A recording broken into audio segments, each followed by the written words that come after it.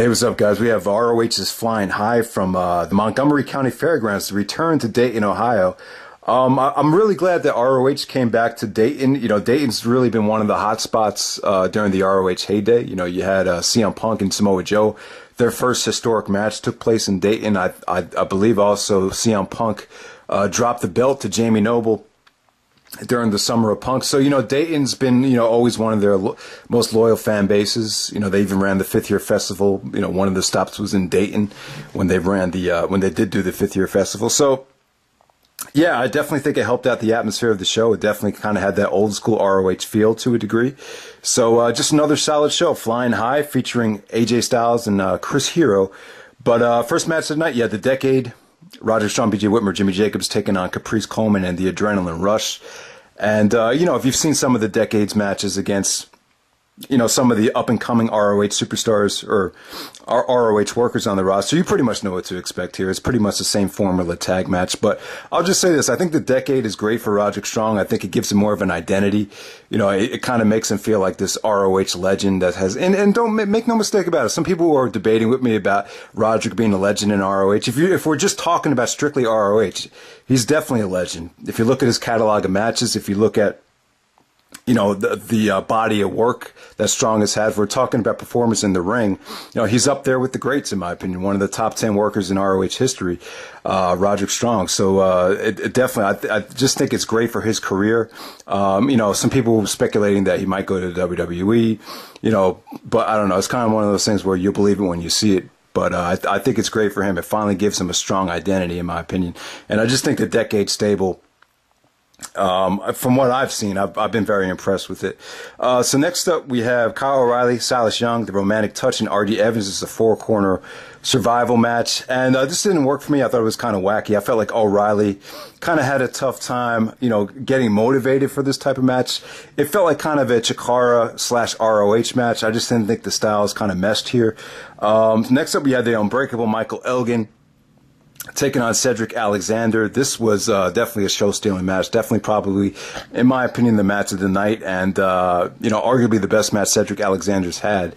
Now, you know, Cedric Alexander and Caprice Coleman, you know, when they were tagging up together during the Jim Cornette era, I was kind of down on them. I really didn't enjoy watching them wrestle as a tag team. But, you know, since Cornette's been gone, it's kind of like the leash was off of them, and you know, maybe them breaking up was a good thing.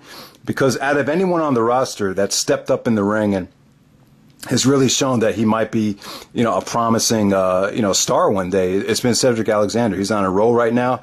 You know, to me, his breakout match was with Davey Richards last summer. I think it was at a show called Live or Let Die from Columbus, Ohio. I just thought him and Davey just had an incredible match, and it was an eye-opening match. It really showed you how talented Cedric could be. And, you know, him and Elgin, you know, once again, there's just a lot of magical moments here. There was just an awesome power bomb spot where, you know, Elgin was going for the buckle power bomb, and you know, Cedric did a beautiful counter to it. He hit some beautiful high spots. He just, you know, overall, this was definitely a show-stealing match, and it's, you know, right before our eyes, we're seeing one of the breakout performers really slowly but surely rising up the ranks in ROH. That's Cedric Alexander. Now, you know, I think one of the problems with Cedric is, I think he's too much of a baby. I can't see him turning heel. I think it would be great if he had more of an asshole personality. But to me, he just seems like a nice guy that really is kind of shy, doesn't really want to talk on the mic. And I think that might hurt him. But somehow, some way, they need to get more out of his personality. Because I think if he was ROH champion, you know, say he won the title instead of Adam Cole, I think probably just inside the ring, Cedric could probably have better matches than Cole, or better matches than Cole would have had during his reign. But the problem is, you know, Cole's just so, you know, multi-dimensional compared to Cedric. You know, we just haven't seen a lot of Cedric Alexander on the mic. And I don't really watch the TV show, so I'm not sure how well he's doing on the mic. But we'll see, because to me, I just have this fear that he's just going to be like a one-dimensional babyface that just doesn't talk a lot. So next up, you know, Kevin Steen and Bobby Fish was the disqualification, so they made it.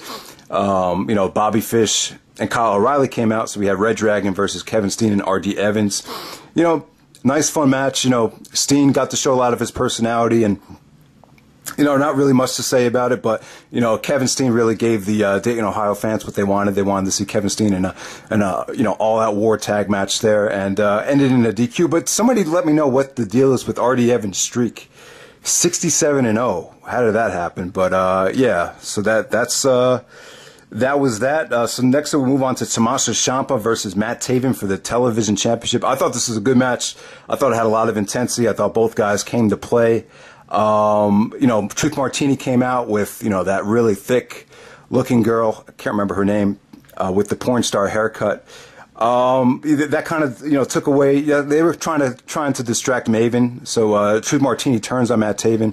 Ciampa gets the win, but it was kind of like victory and defeat for Taven. I felt like Taven earned a lot of the fans' respect.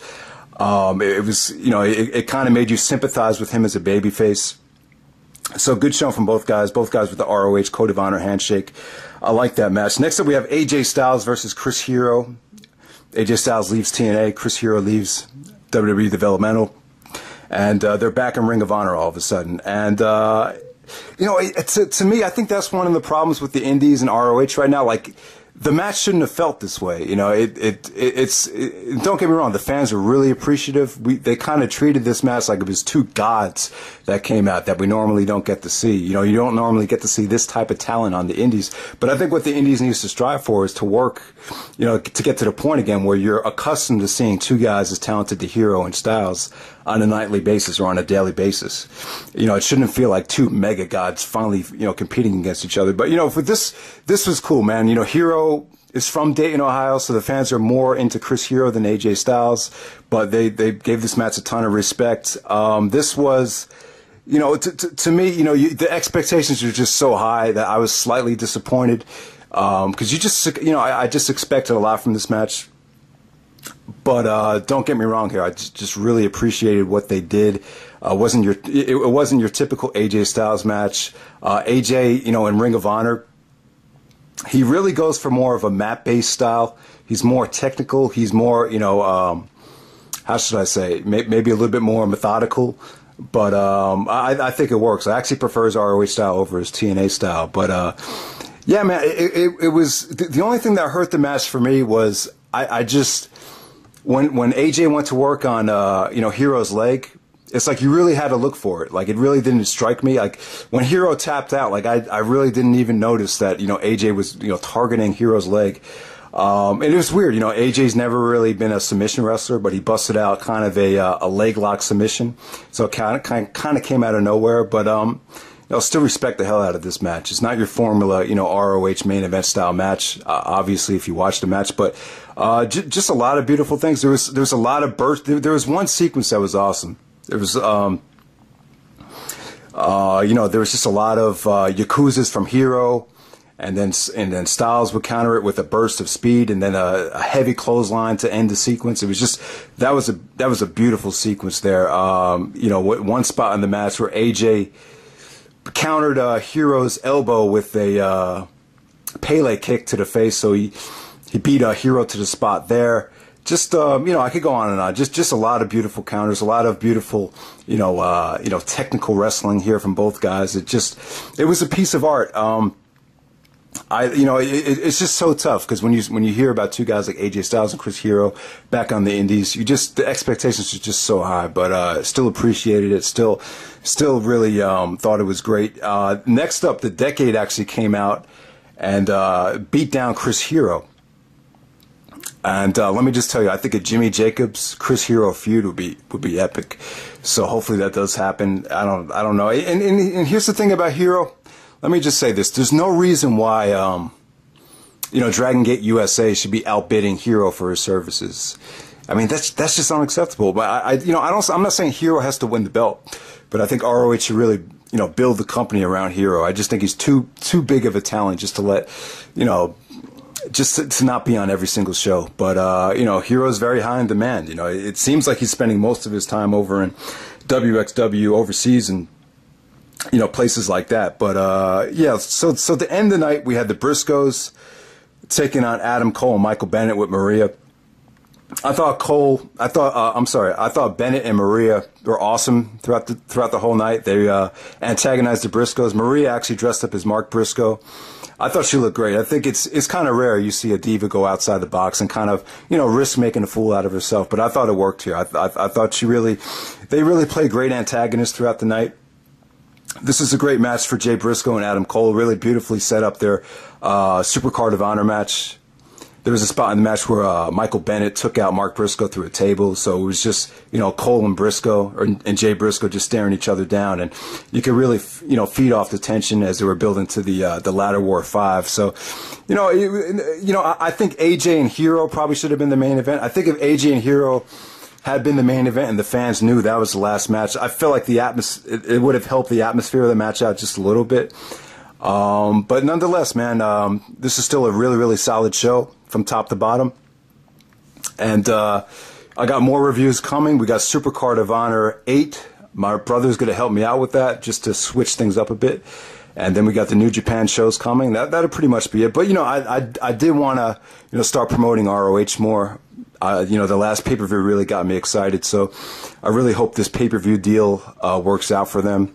So hope you guys enjoyed the review.